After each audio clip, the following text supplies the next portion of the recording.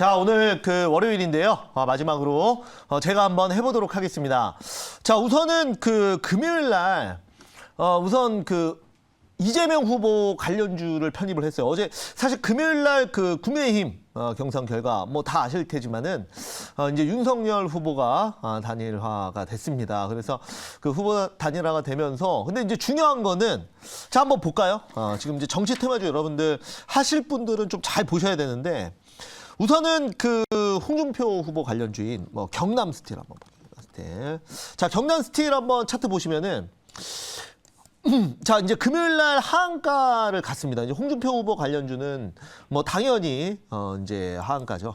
그리고 나서 오늘 또 마이너스 17% 넘게 빠집니다. 그래서 홍준표 후보 관련주 뭐 홈센터 홀딩스나 이런 종목들도 전체적으로 그 금요일 날 이제 급락을 했는데 이제 특이한 건 뭐냐면 윤석열 후보 관련주 대표적인 거 몇 개만 보면 이제 뭐 애니눅률이나 아니면은 뭐 덕성 이 덕성도 참고로 오늘 그 마이너스 13%가 빠집니다. 그래서 근데 저는 그 윤석열 후보 관련주 오늘 빠지지 않습니까? 근데 또 다시 올라옵니다. 왜냐하면 보통 이렇게 가요. 그래서 제가 봤을 때는 다시 올라올 거로 보는데 이제 여당 1위와 야당 1위 후보가 이제 본격적으로 대선 레이스에 돌아오면 추세가 좀 돌아갑니다. 근데 이제 내년 3월 9일이 결국은 이제 투표일인데 그때도 아마 마찬가지일 겁니다. 근데 그때는 다시 안 돌아옵니다. 그러니까 대통령 후보가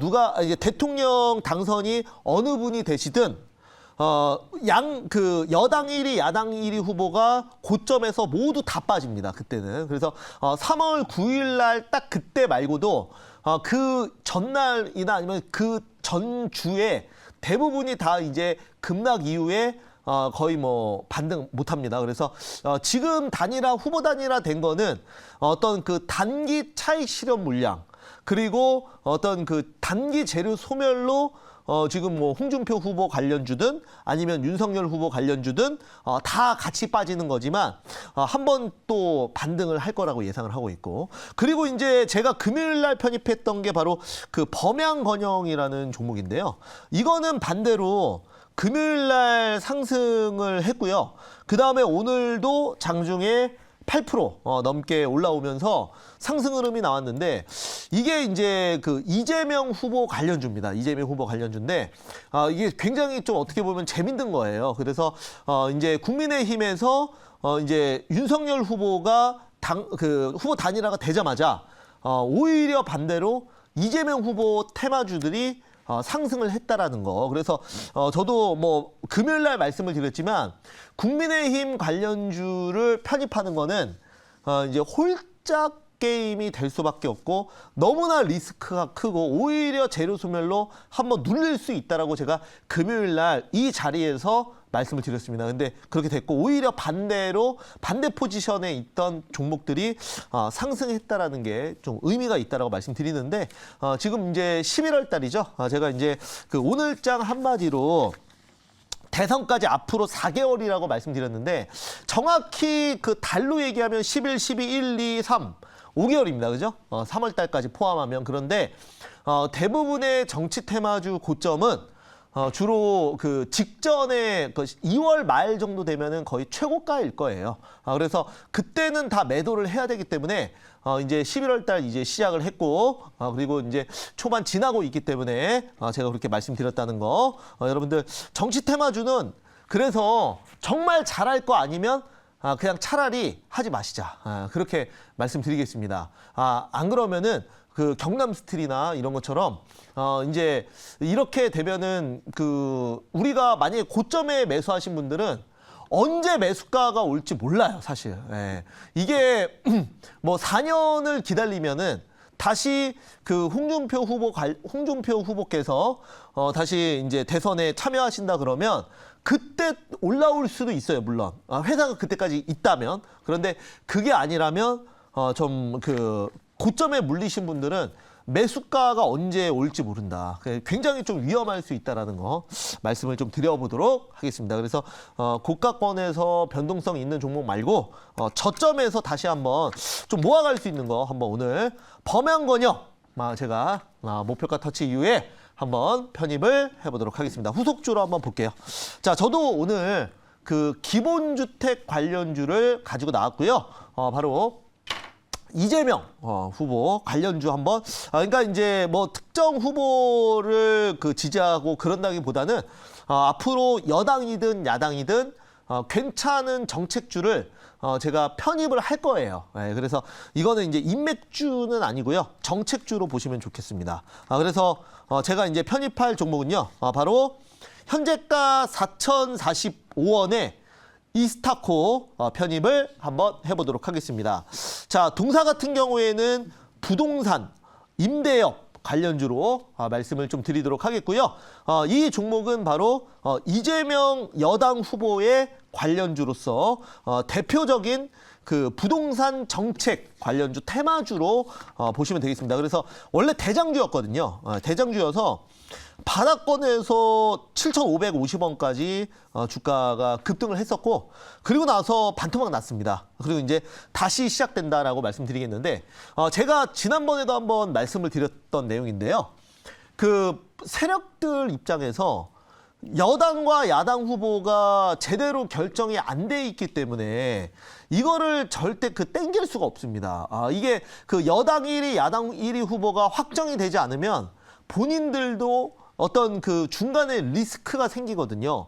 갑자기 뭐 낙선을 한다거나 아니면은 뭐 마음이 바뀌어질 수도 있는 거기 때문에 본격적으로 땡길 수가 없어요, 이거를. 하지만 이제는 오늘부터는 이제는 그 야당 1위, 여당 1위 후보가 확실히 확정이 됐기 때문에 마음 놓고 주가를 땡길 수 있는 구간이라고 저는 생각을 합니다. 그래서 이제 앞으로 어떤 그 지지율 그리고 여론조사에 따라서 아마 엎치락 뒤치락 하겠죠. 그러면서 주가도 움직일 것이다. 이렇게 말씀을 드리면서 일단은 오늘은 여당 관련주, 정책 관련주 이제 범양 건영에 이어서 한번 이스타코 편입을 해봤고요. 급등하기 전에 미리 편입한 거죠. 그래서 바닥에서 돌아갈 거라고 봐서 미리 편입한 겁니다. 참고해 주시기 바라겠습니다. 자, 그러면 저는 여기까지 말씀드리고요. 한번 질문 받아보도록 하겠습니다. 네, 제가 질문을 해 보도록 하겠습니다. 자, 네. 역시 이스타코도 이제 주택 관련 네. 종목이고 또 여권 관련 정치 테마주로 또 묶어서 한때 또 거의 뭐 대장주로 갔던 종목입니다. 네. 그래서 문제는 이제 뭐 지금은 이제 막 올라가는 모습인 것 같고 자 어디까지 갈 건가 이제 그게 네. 이제 중요할 것 같은데요. 네. 자, 그래서 그 부분에 대해서 상승 어떤 기간 그거 좀 이야기 좀 해주세요. 네, 이제 앞으로 그 그러니까 선거는 약 4개월이 남았지만 정치 테마주들은 3개월 정도 보시면 좋을 것 같습니다. 항상 미리 물론 그 당일날은 또 반등은 나올 수 있지만 거의 최고점은 2월 중순이나 말에 형성이 될 거로 보고 있거든요.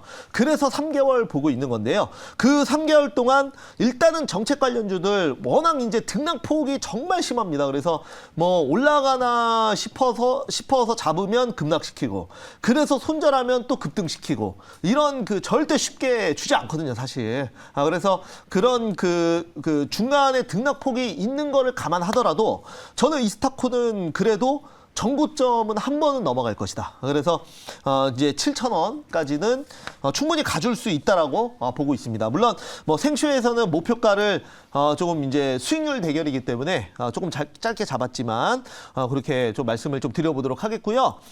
지금 보면은 그 정책은 사실 제가 뭐 김동호 매니저님한테도 그런 질문을 했지만 여당이든 야당이든 이 주택을 보급을 해서 그 다음에 부동산 가격을 안정시키는 것은 저는 동일하다고 봅니다. 만약에 이 부동산을 단순히 금리 인상이나 아니면은 그 대출을 제한하거나 이런 식으로 인위적으로 막는 거는 국민적인 반발이 굉장히 심합니다. 그래서 세금을 올리거나 그러면 그 주택을 보유하신 분이든 아니면은 무주택자든 모두가 그 비판이